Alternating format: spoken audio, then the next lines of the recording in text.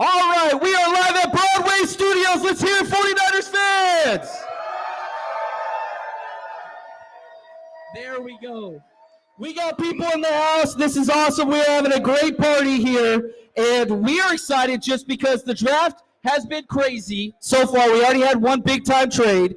The Panthers pick is in at 8. They are announcing that currently. Now, the 49ers are scheduled to pick here at 3. And right there, we have the first wide receiver off the board. Ted McMillan goes number 8 to the Carolina Panthers. Now the 49ers are 3 picks away. And how are you feeling about the big board with the 49ers and how the board has shaken out so far? Yeah, I think everyone's there. Everyone that you were looking for to have is there. And whether you're a Mike Green guy, I thought I heard some Mike Greens out there potentially. Or, a Mikael Williams. I think he's available. So I think 11 looks good for the 49ers right now. It's kind of been chalk. I don't think there's anything different than what we expected, minus the trade up. But even then, Travis Hunter goes 2. That was expected. And Mason Graham goes 5. It's pretty simple. Yeah, and I will say this. Even though you had the trade from 2 to 5, Mason Graham still going top 5. There was kind of a pipe dream for 49ers fans. They wanted the defensive tackle from Michigan. He kind of fit a lot of the needs. Didn't really take place. So as we're sitting here, real quick, can you give me kind of a top 2 to 3 names? Mikael Williams has to be up there, right? Defensive end, Georgia? Yeah, I think Mikael Williams. I think Walter Nolan. Hey. Those are a couple of guys that I think that the 49ers are probably looking at in pick 11. I think Mikael Williams seems to be the most logical for me. The big edge who can kind of set the edge for them. The run is going to be number 1. And then, after that, what can he do pass rush wise? But I think there's been more production from Mikael Williams when it comes to what he did in college compared to what you got from Shamar Stewart. So at least there was some production. I think he's probably the safest pick for the 49ers in that range. And I think what we've seen from them recently is they like safe. They like those guys they can kind of count on in that area. So I think Mikael Williams is the most logical, and I love the fact that probably the guy that I would like is Mike Green. I think he's the guy that can do the most off the edge as far as pass rush, put pressure on tackles. But what does the red flags look like? That's what we don't know. The 49ers know. We don't know that. And so for the 49ers, and that's a funny thing, a lot of people will say, Kyle Shanahan, John Lynch, especially Kyle Shanahan, stubborn, doesn't change his ways. However, whenever it comes to drafting, I do feel like there's some axioms that they have addressed because of the past. They don't draft inexperienced players anymore after Trey Lance. That didn't work out. They don't draft players with chronic injuries after Javon Kinlaw, at least early. They have stayed away from these character, quote-unquote, red flag players since Reuben Foster. That was 2017, which they traded up for with a division opponent to get. Where they check out on Mike Green, I don't know. Does he fit the scheme? Does he fit what the need is? Does he fit the 11th pick? Yes. But if John Lynch is okay with it, I'm not saying he is or he is not, then I'm okay. Now, the Saints, their pick is in at 9. The Bears are on the clock at 10. So there's only 2 players that can kind of go. What are your thoughts, Ant? The trade-up scenarios that have been put out there, they're gone, right? There's no chance the 49ers would trade back in this situation? I don't think they trade up. I don't know, who falls that makes them want to trade up. I think, or trade back. A guy like Warren falling potentially could make them consider it. Tyler Warren, I think that maybe the Colts wouldn't mind getting their hands on him. Maybe the 49ers would think about going back to 14. But I think it's going to be hard to trade back in this draft. So right now I think we're just waiting to see what they do. But I think there's going to be the names that you're expecting. The question's going to be in the next 2 picks.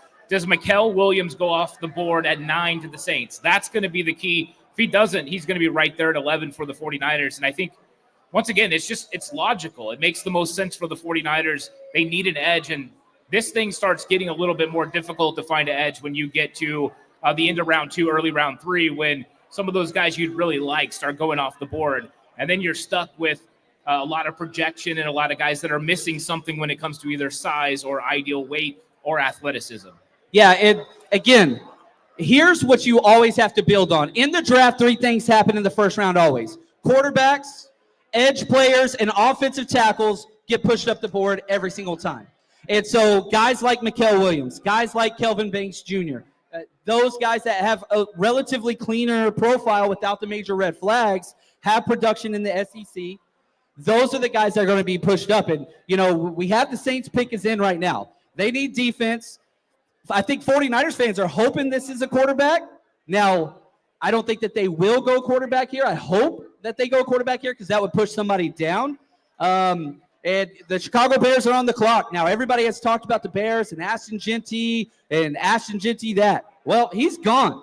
There is now no longer a running back that is available, but one of my favorite draft props was over on 2.5 running backs. Is there a chance that, who knows, one of the Ohio State guys or a Marion Hampton goes top 10 like we saw in the Bijan Robinson, Jamar Gibbs draft? Is that a possibility?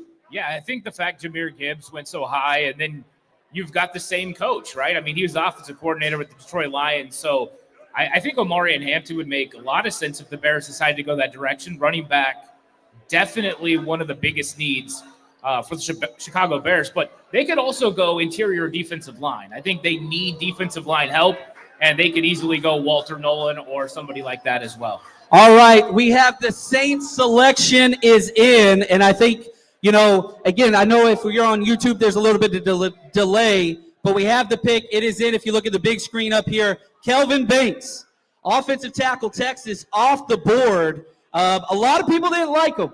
And I kept screaming all draft, like, this guy's going top 15. He just was too clean, fit too many needs. And it just makes sense. You have Kellen Moore now with the Saints. What did they do? Where was the success with the Eagles?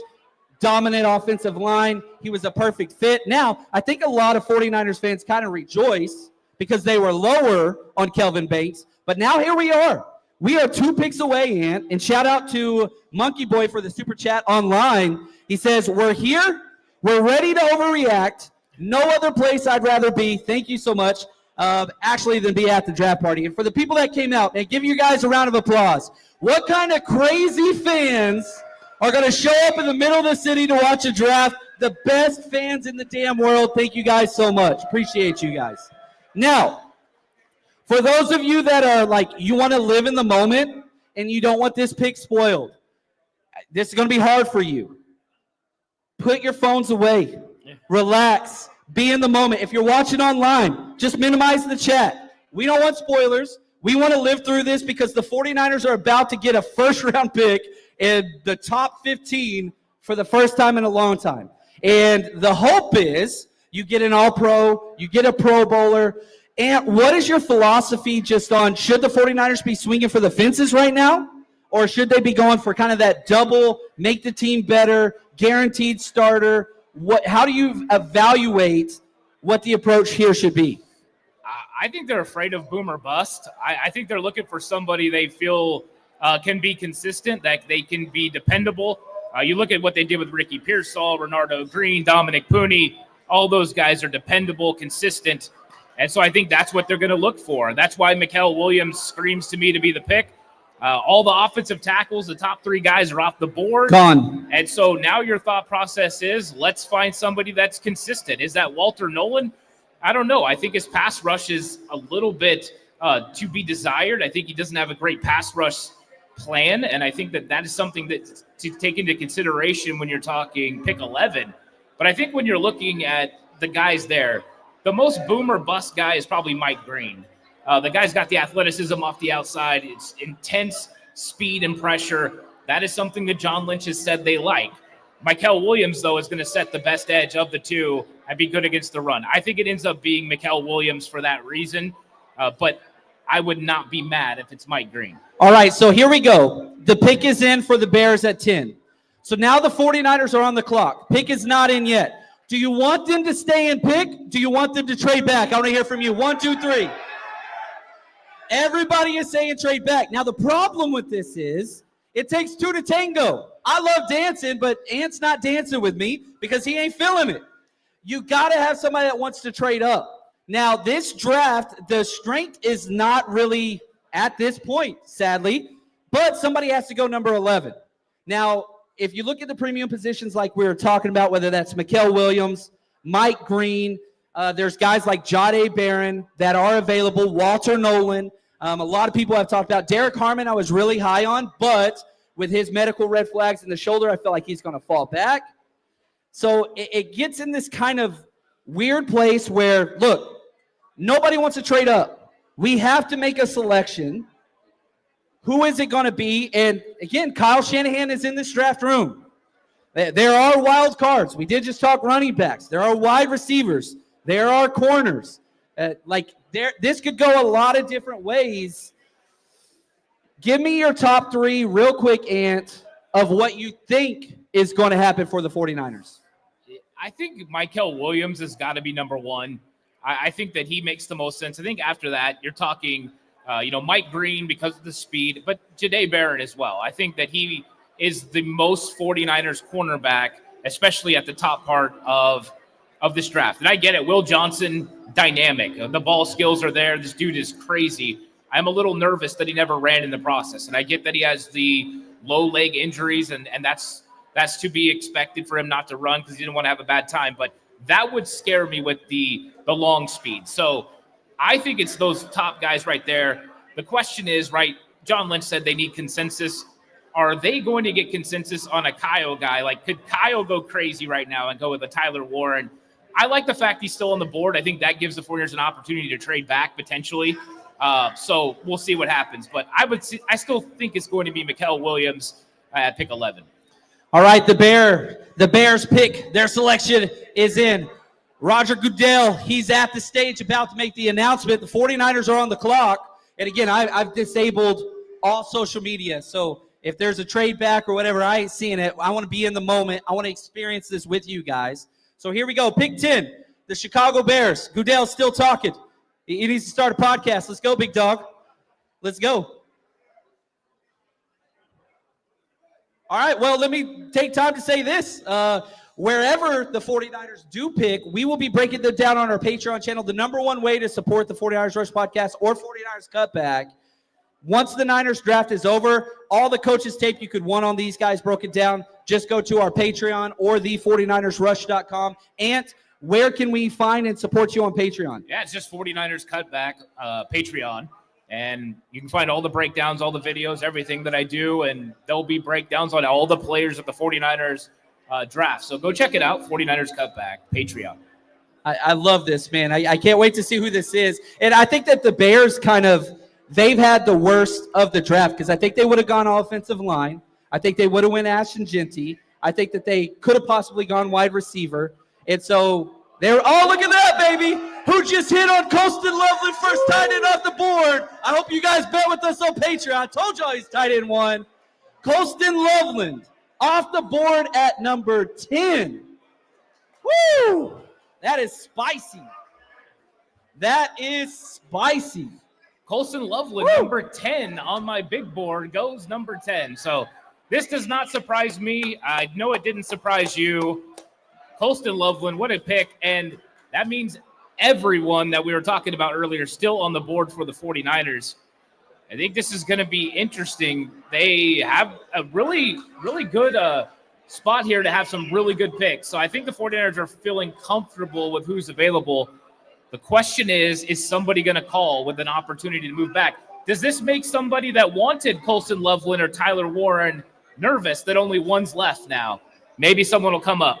I had Colston Loveland 13 on my big board, and I had Tyler Warren 16 on my big board. Now, if we're just looking at my whatever rankings, do with this whatever you want, the highest rated player available is Jahdae Barrett, corner who's just clean profile. Now, does he have the highest ceiling? No, he's got short arms. He's, shorter than, he doesn't have the elite length, but in the 49ers scheme, he fits it perfectly. Jahad Campbell, I have next, but he has a medical red flag with his shoulder. And then you go Mike Green, red flag off the field. But that's kind of where you are. So whenever I pace out my big board, which we did 343 players this year, Ant, we don't remove them. So no matter the medical or whatever, we grade the film, we plot them out. Now the question just becomes, John Lynch talked about they had 200 players with draftable grades, which is higher than most years, and they had 20 first-round grades. So the fact that the 49ers definitely have a first-round grade in, and the pick is in. So the 49ers did not find a trade partner. They are staying put. We're about to get our pick, baby. I'm super excited about this. And let me just put this out there. This is for myself as well as everybody else. I have to have like 1 foot in, 1 foot out, right? Because we put all this time in, we rank these players, we fall in love with prospects. We all have our opinion. But at the end of the day, we're about to get a new member of our family, the 49ers. And you always give them the benefit of the doubt, even when it doesn't work out. So even if it's not the pick you want, yeah, you can be frustrated, but we cheer for the 49ers. That's kind of who we are. At least that's who I am as a fan. And so you always want to believe it. Now, there's guys that I do not want here. And again, I would prefer not to draft Shamar Stewart at this point. Not that he's a bad guy, just I think that there are better players available. Mikael Williams sitting there looks really pretty, man. I know the Locked On guys have been talking about Mikael Williams for a while being the pick. That kind of seems to be the way this should go, in my opinion. Either that or Walter Nolan, I would be cool with either one. Now, you get into Tyler Warren, you get into Shamar Stewart, you get into, I don't know, throwing some other names there, and I'm not sure, but whew! Why are they going to commercial when the 49ers pick is in? That's all I'm saying. Come on, man. Builds the suspense, John, it gives us more time to talk. I think that was the whole key. They wanted us to just keep talking about who this pick could be. I think you said it right. The guys at the top, there's some question marks. I would have Gian Campbell.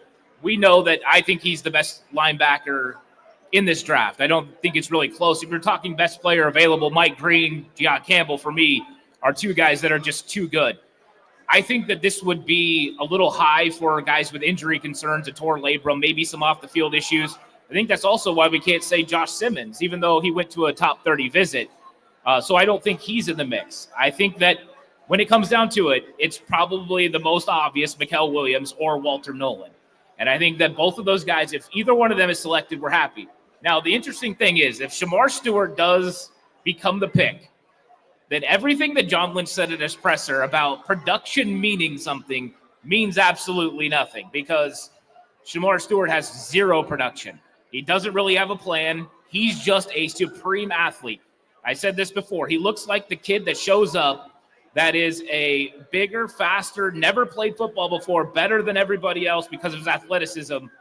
And once he learns football, he could be great. Or he might need to play basketball or something else. I don't know. But Shamar Stewart is a tremendous talent. But the lack of production is nerve-wracking. And there's even lack of production with Mikael Williams, but just not to that extent. So I get it athletism-wise. I don't get it when it comes to production. That's basing a lot on what could be and not what is. Yeah, and what was the quote? John Lynch said, at some point the lack of production doesn't lie. That's kind of where that is. Now, the traits are there. And so if you're going to just bet on a player that is size freak, power, speed, athleticism, check, it's how you build like an all-Madden player. And, yeah, he would help the 49ers. There's no doubt. Like, every single team is better with Shamar Stewart on it than without it. Like, he's that quality of a player. But at pick 11, can the 49ers take advantage and get one of those major needs that doesn't have the major question marks? Right. And that's the difference between a first-round pick and a pick at pick 11. So if you're going with the safer players, you're talking guys like Mikael Williams, Walter Nolan, Jahdae Barron. Now, if you're looking for, are you swinging for the fences, and are you okay taking a risk, that's Josh Simmons, right? That's Mike Green. Oh, there we go. We're seeing the 49ers war room. I love it. There we go. They seem high energy, but not high energy. So, and I always say this. When a team trades up for a player, they love them. When a team trades back for a player, they settled on them. When a team stays put and picks a player, they're cool with them. And so I think that's kind of what this draft is. And I know everybody wanted to trade back. I get that. You got to have somebody that wants to trade up. And I just don't think that was in. I don't think that happened. Yeah, the trade back was going to be difficult. And now we know that they're going to make a pick, and we'll see who 11 is. And then pretty soon, we'll know what the direction of the draft goes, because I think this is a linchpin pick, because once you find out if they go edge, you kind of know that defensive line's coming real quick. So Here we go, the 49er selection. We're getting USO, baby, announcing the pick. We have it on mute here, so I can't really hear what he's saying. But at pick 11, y'all get pumped up. We have a new 49er at pick 11. The 49er select. We're going to hold them for it. They're still going. That's okay. Appreciate everybody that serves, man. Hats off to them. Absolutely love it, man. Hell yes. Hell yes. Oh, now we're going back to the stage. That's what's up. Roger Goodell got to have his moment. He's got to earn his money, you know. Come on, Raj. I can't wait to break down new film. That is what I am most excited about. That's what I have to say. So here we go. Roger Goodell, pick number 11 in the 2025 NFL Draft. Oh, we're still clapping. We're still clapping. I'm going to keep going. I'm going to hit on one of these. I promise you. Eric, you better be getting this sound clip, man. I'm just saying, bro. 49ers select defensive end Mykel Williams. There we go, baby. That is a textbook double. That is a textbook. Keep the ball in the fairway. With what they did not do in free agency, and you had so many major needs, you go get a player that helps in the run, helps in the pass. The kid's 20 years old. He was a true starter at 18 and won a national championship in Georgia. And I know we got some Bulldogs in the house. Can I get a go Dogs, David? There it is. There it is. There it is. We got to go Dogs. Tell me what you think about Mykel Williams. I love the way he sets the edge. So right away, you know you're getting a potential 3-down defensive end. That was the big difference between him and Mike Green, is Mike Green was probably a pass rusher early and then could develop. But Mykel Williams can do it all. And I think the question was, how much bend did he have coming off the edge? What you don't question is how he's going to set the edge in the run game. And the 49ers desperately needed to get better when it came to stopping the run. Mykel Williams is going to provide that. The necessary size, speed, athleticism, prototype defensive end. And it's going to be fun to watch him playing opposite of Nick Bosa for the future. And if Chris Cassera can help this guy develop into being a consistent wide 9 pass rusher, he's got all the talent that he needs to be a consistent threat. And I think that's exactly what they were looking for. And I think you said it right. This is a solid double, but we can hold the potential of him being even more.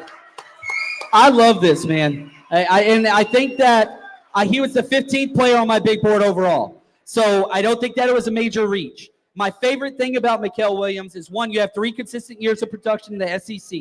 Played through an injury this year. He messed up his ankle the first game of the season, played through it, and still had more production than guys like Shamar Stewart. And so I think that's huge. Guys like Will Johnson and their injuries, they played through it, and that's awesome. But I think Mykel Williams, 20 years old, bigger than Nick Bosa, faster than Nick Bosa. Now, is he Nick Bosa? That's not what I'm saying at all. He does not have that ceiling. But whenever he was 18 years old and started in the SEC as a rookie and won a national championship, he was a projected top 5 pick. Now, his sophomore year was good, not the best ever, but he didn't go to that next level. Then he got injured and played through it. But you're talking 3 years of production. This helps Fred Warner because it helps in the run game. He keeps your linebackers clean. He does have the pass rush advantage, and he brings that to the game as well. Now, can he develop into an all-star pass rusher? We'll have to see. But, you know, he had 5 sacks, 6 quarterback hits, and 15 hurries last year on his down year. 20 years old. This is a guy that you can get. Wow, did Tyler Booker just go to the Cowboys? Not a terrible pick. Fits their scheme. Woo! That's a little spicy. That's a little spicy. Yeah, that's a spicy pick for sure. I actually had heard rumors that he was kind of going to potentially go in that range, but he was a really a scheme-specific guy. He didn't fit a lot of the zone scheme, so good for him that he gets to go this early. If not, I think it would have been later in the 20s when potentially he would have went. So excited for Tyler Booker as one of the most solid guards in the draft for sure. When we're talking about Mykel Williams, I think this one too is the upside that he potentially has, right? He's not a finished product by any stretch of the imagination. The handwork could get a little bit better. The just playing the position of playing the wide 9. That's not something he was asked to do a ton at Georgia. A lot of 4-eye, a lot of 5 tech. And so I think that there's a potential for him to grow. And them bringing him in for a 30 visit, they have a good idea of what his athleticism is going to allow him to do within the scheme. And so if they signed off on it, I'm pretty comfortable with this. I think most people had come to the consensus that Mikael Williams was going to be the pick as long as he didn't go earlier. And I felt pretty good about it. Like you said, I mean, this is a pick that can grow and develop opposite of Bosa. Athleticism is there. It's just going to be how good is he going to get technically? And I think that's the one thing I'm really curious to see, the handwork and how he works getting around that corner. Yeah, I want to go through my draft write-up of him, but we have some super chats. I want to say thank you. Thank you, Colin. He says, here from Australia. I have no clue what time it is in Australia, but I know that it is bonkers. Thank you so much, Colin. James Cross, appreciate you. Roberto, thank you. John and Ant, let's go. Come on, Lynch, get it right. I feel fine, and I want everybody in the chat, throw in how you grade this out. A, B, C, D, E, F, however you feel. But here's my favorite thing about Mikael Williams. When his coach, Kirby Smart, was asked, what is Mikael Williams' best trait? He said his work ethic. John Lynch has been adamant that if we're going to add somebody to this team, we want people that love football. And the fact that this is a 20-year-old kid with 3 years starting experience in the SEC and already a national championship, he knows what it takes to get to the national title. He understands all those things. I think that is huge. Here's what I wrote. Mikael Williams, 6'5", 260. Effort, length, athleticism. He was the best run defender off the edge that I had graded tape-wise. This was written before we drafted him. Played hurt most of 2024. And if you have the draft book, the 49ers draft book on your phone, I'm just reading straight from that. Exactly how you want an edge to be built. Powerful and difficult to move. Makes him a very reliable run defender. Wish he was more fluid in space. That's the negative. He doesn't have the elite bend that a lot of the edge rushers have. But what did John Lynch say? We want ends that could set the edge. We want ends that could set the edge. He does that in spades. I love this pick, man. I would give it a solid B+, I think. Ideally, you wanted to trade back, but I don't want to say can't miss because I don't think that exists. But I do believe that this is, quote-unquote, a safe draft pick to make your team better and is an instant starter. You got a starter week one. Week one. And you get versatility. I mean, that's one of the keys is we know the 49ers like to move edge rushers to the inside to rush the passer.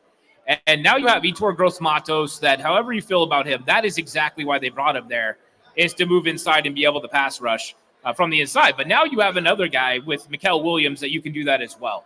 And so if you were talking to Robert Saleh about a guy that reminded him of Jermaine Johnson, it would probably be Mikael Williams. So he gets a guy that fits what he's already been getting. And I think that they're going to feel very confident with what he can provide the 49ers as far as, like you said, 3-down play, right? A guy that can start day one. And I think that's exactly what they were looking to get. I think that there was a few players in this draft that are day one guys, but I like the fact that there is a high floor for Mikael Williams, and there's still a potential ceiling that's, maybe it's not like a Shamar Stewart or one of those guys, but it's still pretty high where he can be a Pro Bowl caliber defensive end. You had to get somebody that could help when it came to this season. I think Mikael Williams does that now. We got him and we got Robert Beal Jr. We're starting to try to battle the Philadelphia Eagles for most Bulldogs on a defense. Let's just keep it going. Yeah, and I've seen some people that are upset that Jalen Walker wasn't the pick. Guys, Jalen Walker's 6'1". Right. And that's not a knock on him, but that's a project. The 49ers put themselves in a situation where they couldn't gamble because you didn't sign backups. You cut Leonard Floyd. You cut Malik Collins. You need starters that project to play now. And Jalen Walker may be a better player, but that is a gamble pick. Instead of a 6'1" edge rusher who has never rushed the edge and had the least amount of experience of any edge rusher in this class, not knocking them, but there's a gamble there. You went with a 6'5", 260 guy with 3 years of experience that can step in and play right away. So I get it. And I know a lot of people want the flash. They want the ceiling. I don't think that's the way this roster is built, especially defensively. You need starters, and that matches the way in which this draft is. Now, you still have 10 picks. And I know a lot of casual fans start off with this first round's all that matters. man, there's still 10 picks to be had. Maybe more, maybe less. They could trade around. But, yeah, Mikael Williams now gives you a solid foundation to build upon this draft class. And I don't think that they missed. I really don't. No, and the thing about Jalen Walker that is so interesting is I think you have to have a unique plan for him, right? You bring up the size, 6'1", 240 pounds. The athleticism is through the roof. You're looking for one of the best athletes in the draft. It's Jalen Walker. The problem is you have to have a vision for what he's going to provide if you're outside of a 3-4 defense. I think in a 3-4, he fits perfectly as an outside linebacker. Sometimes he plays off ball. Sometimes he rushes the passer, and you feel really comfortable with him playing that, that elephant type position that George Seifert made famous in the 80s. I think everyone does it now, Leo, whatever you call it, certain situations. But I think with him, he just would have been very specific for the 49ers because I don't think he's that great when it comes to playing off-ball linebacker. He's got the ability, but so far it's not translating. He doesn't shed real well. He's not a guy that reads it real fast. So I get it. Like, this is a more consistent edge rusher, and the value for edge rusher in the first round is the key. Linebacker with Jalen Walker not there, probably not with G.I. Campbell either. Like, it's just not a position you draft the most with positional value. It's quarterback, it's offensive tackle, it's defensive end. The 49ers, the top 3 offensive tackles off the board, and they go with the next best positional value that they needed, Mikael Williams, and I think he was the best one on the board, so it's a good decision. I like it. And so now, shout out to my man Tommy. Defensive tackle still is the biggest need. Do you entertain the idea of trading back up into the first round? If somebody like Walter Nolan, Derek Harmon, Kenneth Grant, because a lot of people, myself included, I had those guys ranked in the 20s. And so if 1, 2, or 3 of those guys fall, do you jump back up or do you stay patient at 43? Now, for all of you guys that are here, I love y'all. We're going to be here all day tomorrow, and we're going to be broadcasting nonstop, start to finish. We're going to have a rotation up here. And so, man, if you're not here, you got to get here. It's $20 a ticket to get in the door. Let's go. But I don't know. Do you entertain a trade up or do you just stay pit? Kenneth Grant just went off the board. So as we brought that up, the Miami Dolphins just took defensive tackle Kenneth Grant. Now there's 2 defensive tackles that are sitting there. Maybe there's more, but you're looking at Walter Nolan. You're looking at Derek Harmon. How do you feel? Do you jump? Fans, do you guys want to trade back up or do you want to wait? Trade up? People here, kind of, the loud ones want to trade up, which is usually the way it goes. I see you, Sean. What do you think? Yeah, I think it depends on who's there and where you're going to be trading up to. I think if you start to get to, 31, 32, you're probably not going to have as difficult a time with the amount of draft capital you're going to have to give up. Then it makes sense. But that would be a steep fall for someone like Walter Nolan. A lot of people, rumoring he was going to be a top 10 pick. I think that there's a chance he could be around. Now, Kenneth Grant went a little bit earlier than I was expecting, so that might move some of the defensive tackles up. The question, I think, is going to be what is up with Derek Harmon's question marks? Is that something that was enough to move people to allow him to fall into the second round? But I do think if both those guys are available, you would consider trading up from 43 because they are way more valuable than TJ Sanders, who potentially is the best target at 43, or a Tyleik Williams, who will probably go in the second round as well. A little bit different. I think the 49ers have a bigger need at 3 tech than they do 1 tech, though. So I would think that, Walter Nolan, Derek Harmon, I'd be willing to do it. Just what do you have to give up, John? Right. So, the 49ers pick 43 and 75. On the Jimmy Johnson trade chart where you trade the picks and the values and all that stuff, that gets you all the way up to 30. So if you combine those, you can get to pick 30. Now you throw in future picks. The 49ers have 11 picks this year scheduled. They have 11 picks next year scheduled. Do you combine some of that? That's a possibility. I mean, you get higher. I'm not sure I want to trade 75 to jump up. And so you kind of have to, I think, even if the 49ers are sitting there and saying, we really want to trade up and get a defensive tackle, you got to wait. This is way too rich. Because to jump up here, you're trading future seconds, probably not a first, but you're in that territory. You got to wait. So you have to wait till the back end of the 20s before you can even entertain it. And understand, you got to trust your board. They said they had 20 first-round grades. So you're not trading up now. If one of those first-round grades falls to 29-30, then maybe. But, man, you have so many holes on this team, so many needs on this roster, that if you do trade up, you're missing another shot at a startable player. You need 2 defensive tackles. You need a linebacker. You need a corner. Like, those are minimums. That's 4 starters that you – now, you can sign more free agents after Monday. Tyler Warren, the other tight end, just went off the board to the Colts. That was a very predictable pick. They're a trades team. They would have liked Mikael Williams as well. But now 2 tight ends off the board.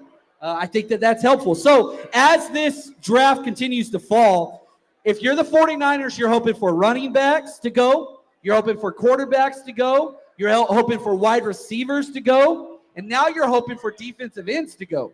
Because I don't think the Niners would double up twice or 3 times early on defensive end, right? Yeah, I don't think so. I think the question more comes to, I know the biggest need is defensive tackle. And Walter Nolan, Derek Harmon, TJ Sanders, all those guys are going to be in that position around 43. But are the 49ers going to for sure go defensive tackle? And I know that's probably what most everyone wants. But there are going to be offensive linemen potentially available in that area that they could go with. A Josh Connerly, is he going to sneak into the first round, or is he going to still be available? You also got an Arianti Ursary. I think he's another prime candidate. If you like Armand Mimbu, I don't know how you don't like Arianti Ursary. I think he would make a lot of sense to plug and play at left guard, eventual left tackle replacement. Go watch his film versus Abdul Carter. He held his own. And so I think that he would make a lot of sense. So the question is, how much do the 49ers value defensive tackle after 43? Right? They met with Omar Norman-Lott. They met with Aeneas Peebles. They met with some pass rush defensive tackles. Would they consider passing defensive tackle at 43 or even a trade up and waiting until potentially round 3 to trade up from 75 and go get their defensive tackle? Yeah, and so, do you value Arianti Ursary, a guard-only prospect, at 43, or do you think he can play tackle in the future? Do you think he can play center in the future, or is he just a left guard? Oh no, I think he's a left tackle in the NFL. I think that he can move out. He's got the traits, the athleticism. This dude is got the potential that he could eventually take over for Trent Williams, and I think you're getting tremendous value at pick 43. And if you're a team that wants movers, guys that are going to move people and get first downs, get into the end zone in the red zone, you love Arianti Ursary and what he can provide. Talk about one of the biggest left sides of an offensive line in the league with him and Trent Williams. This guy goes for over 330 pounds. He runs a 5-flat 40. The guy can move. And so I like him in the system. I think it would give him a great opportunity to learn from Trent Williams and then eventually kick out when Trent retired. And I think that would be a smooth transition. But this is kind of the range where we've seen the 49ers go offensive line. Aaron Banks was pick 45, pick 43, Arianti Ursary, if he's still on the board. I think it would make a lot of sense. Yeah, so, man, I'm excited about the rest of this first round. Now, we're going to wrap up our show here. We got so many giveaways and trivias. We're about to give out a ridiculous amount of autographed jerseys. So everybody's going to need to get your phones ready here.